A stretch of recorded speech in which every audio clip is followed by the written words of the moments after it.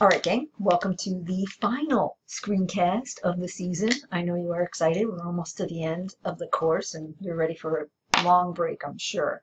Like this slide suggests, we're going to do a brief introduction to action research. Hopefully, well, not hopefully, you will identify a focus for an action research project that you're going to do this fall during student teaching, and we're going to get you started on collecting research on that particular focus or issue. But first, we got to make sure we understand what action research is. It is pretty much what it sounds like. As a practitioner, I implement some particular action. It's a very specific strategy that I want to try to see if it keeps my kids better on task, let's say.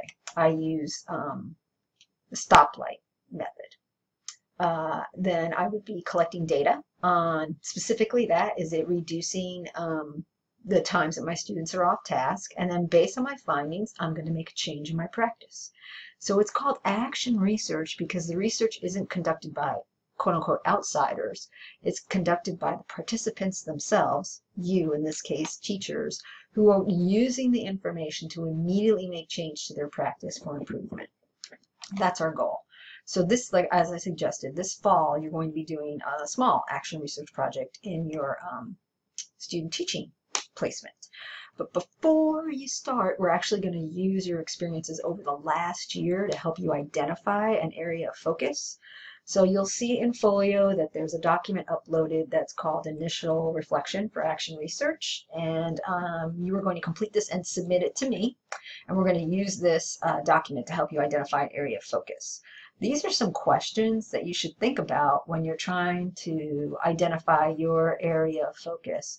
So there may be some things that you want to learn more about, like why do some kids never do their homework? However, that's not really within your control. And so we want you to focus on something that literally you can do. A strategy you can employ, a new resource you can use, whatever it might be. So we want to also have it be something that you care a lot about. So maybe it might be how you can improve students' timeliness with their turning in of assignments, okay? Let's check out some strategies for it and see if it works. So what we're going to do next is watch a short little video of one student teacher explaining her action research project, and I'm going to pause it periodically to identify different components of an action research project, and then we'll make sure you understand what your first task is. Here we go.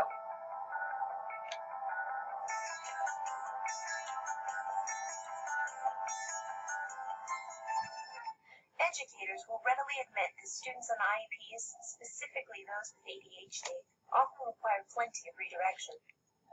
Okay, so right there, I know I'm stopping it early. She's telling you what the focus is for her study. It's the need to redirect students with ADHD. And so now she's going to explain why it gets to be a problem. Teachers give prompts throughout a class with proximity, eye contact, and verbal redirection. But sometimes the sheer amount of cues given to these students becomes an encumbrance on the teacher and can create distraction for other learners. An important goal in education is for students to move to an independent work mode, from initiation to persistence and completion.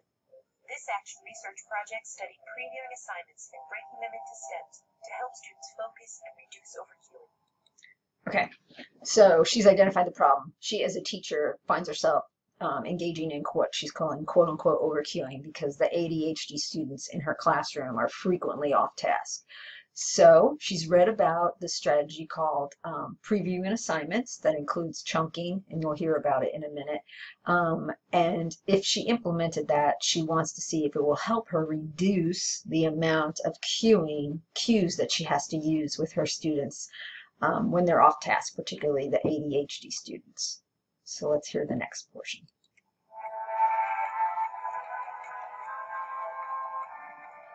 Okay, so this review of literature is what you guys are going to be working on, starting to work on over the summer. Yes, that's why you're going to be identifying research. So let's see what themes she found. Learners with ADHD are often labeled problem students because of their difficulties completing work without prompts or supports. The need for redirection cues stems from their diagnosed learning disabilities, but The majority of these learners also lack any formal training in study skills. Expert learners are characterized by being actively engaged and taking responsibility for their own learning. Most students, even those labeled learning disabled, can achieve autonomy, but they must be taught how. Teachers often neglect all the procedures and information students must manage as learning takes place. On the whole, students usually acquire study skills through trial and error, not through formal training. Students with challenging academic behaviors have skill deficits, but successful programs for learning disabled students provide ongoing, intensive, and explicit direct instruction and learning strategies. Once these are learned, students should be able to perform independently. Getting them involved will reduce the chances of disruptive problematic behaviors. Okay, so she, through this, her summary of the literature here demonstrates that students with ADHD, right, have difficulty staying on task, but what the research shows, if we explicitly teach them study skills and tricks they can use to keep themselves on task, it actually helps and improves their ability to complete tasks and be engaged in class and become more autonomous learners, as she suggests here. So this is the portion of the Action Research Project that you'll be working on over the rest of the summer and getting started with now.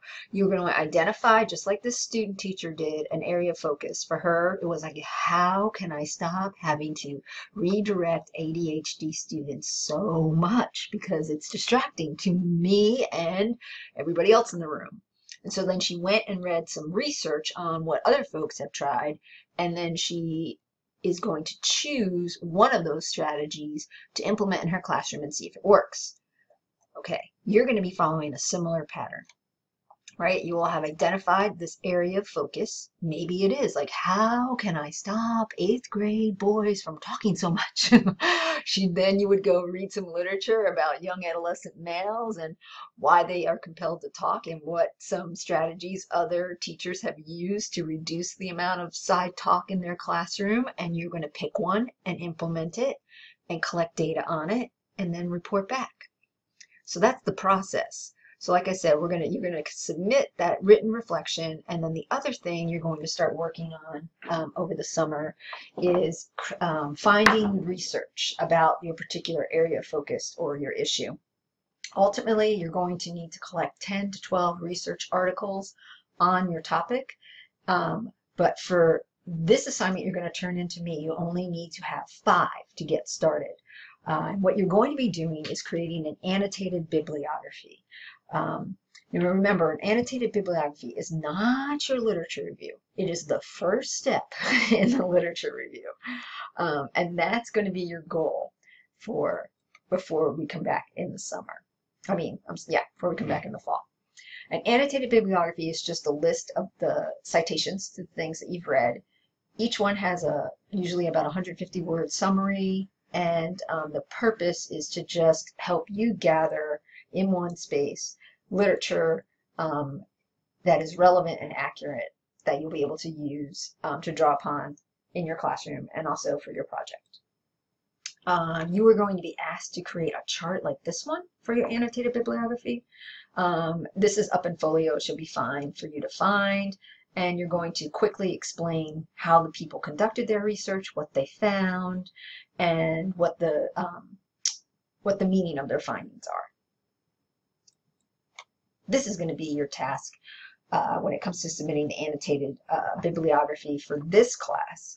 You're going to write a 1 to 2 sentence explanation of what your research topic or focus is. So like if you remember from the student teacher that you just saw her video, her area of focus was how to reduce the amount of cueing that she needed to do for ADHD students in her classroom in order to keep them on task. Yours will be something that grows out of your experience teaching over the last year. You will eventually need to have 10 to 12 research articles, but what you're going to submit to me, you only need to have 5. Okay? There are 2 readings posted in Folio about action research.